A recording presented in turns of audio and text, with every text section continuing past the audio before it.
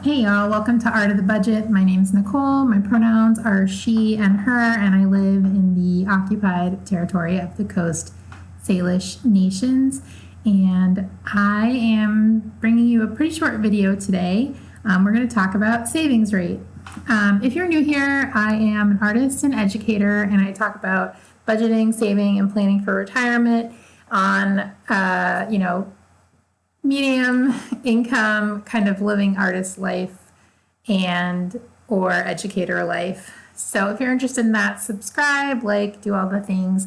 But let's go ahead and talk about savings rate. So the other night I was laying in bed watching personal finance YouTube, as you do, and I saw a video, just a random video, not by necessarily one of the folks that I follow regularly, although y'all do talk about savings rate. But I just randomly came across this video and I watched it, and then I got a bee in my bonnet. I got up, turned on the light, pulled out my laptop, and decided to figure out my savings rate. I loosely tracked this in f.i.r.e because it does tell you what percentage of your budget goes to what, but this is all based on my take-home pay. I didn't always do f.i.r.e with my take-home pay. I used to actually put my gross pay in and then take all of the things out in f.i.r.e, but I haven't been doing that for a while. So I wanted to figure out my savings rate. So the first thing I had to do was figure out, how do you find your savings rate? And there are several different ways. A lot of people do it differently.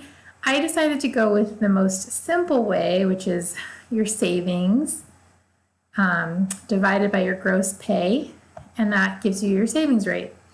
There are different ways to do it. I'm not saying this is the right way. This is just the way I chose because it's simple. And at the end of the day, when I'm looking at this kind of stuff, I'm more like tracking trends versus, I don't know, like needing to have it be exactly right. Like, what does it matter what percentage it is? I just want to know that the percentage is going up versus like it being the perfectly right percentage. So anyways, your savings divided by your gross pay equals your savings rate. One way to take it, and the way I chose to go with. So when I pulled up my paycheck stubs and my budget, my f.i.r.e, I was only able to go back so far, but it turns out that I had taken like a picture of my paycheck stub from November 2017. I don't know why this is not wrapping. And weird.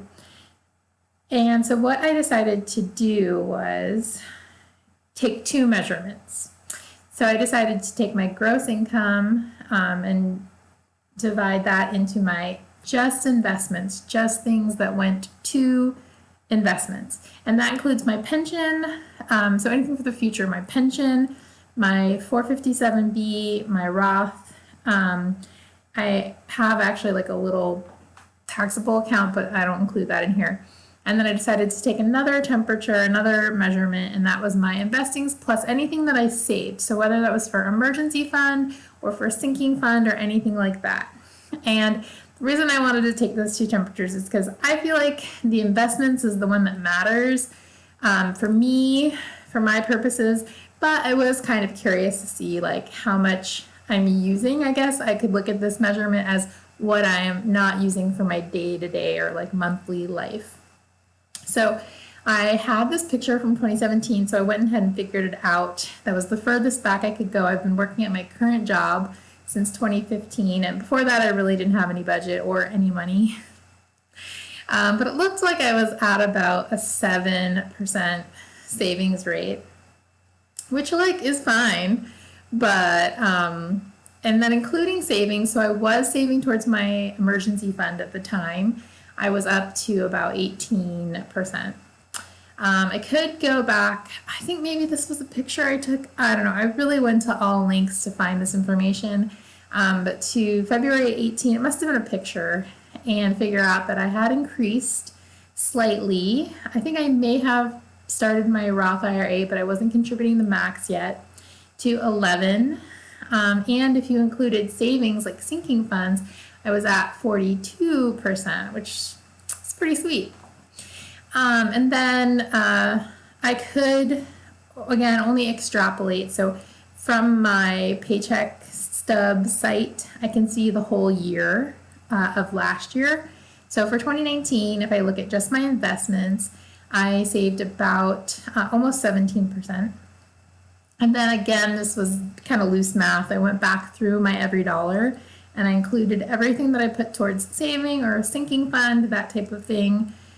I didn't really include like my car registration every month, but I did include like to the cat or the car or the tech sinking fund.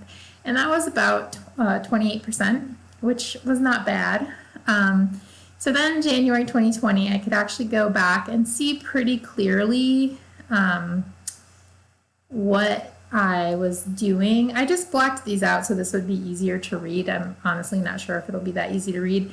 But anyway, in January of 2020, my savings rate, so I have now, am I maxing my Roth? I've got my 457B, I just do $200 a month.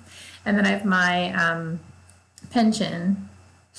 And I've had some raises along the way. Also in November of 2017, I was not teaching, so my overall income was lower, so the amount that was going in pension was lower. So January 2020, I saved and invested 21%, and with my other types of savings included, I was at 36.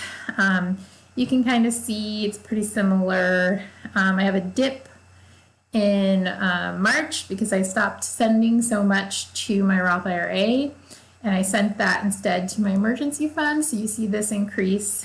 I also, this number on the right is slightly inflated because I also included what I sent to my sinking funds, including my cat sinking fund. But if you've been following my budget, you know I've been spending everything in that sinking fund. So, but if I hadn't had a cat emergency, it would be going to my sinking fund. That was my rationale. So I've gotten up to 50%, which was actually before my cats were having problems. I think I was trying to save really aggressively and then vet stuff happened. But yeah, you can see on the right, that number is pretty high. Of course, my income now is lower and my actual investments are the same. So this is, you know, jumped back up.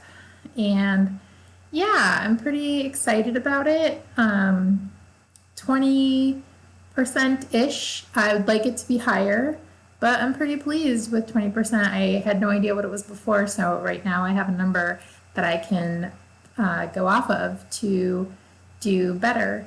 So yeah, let me know down below. Do you track your savings rate? And if you do, what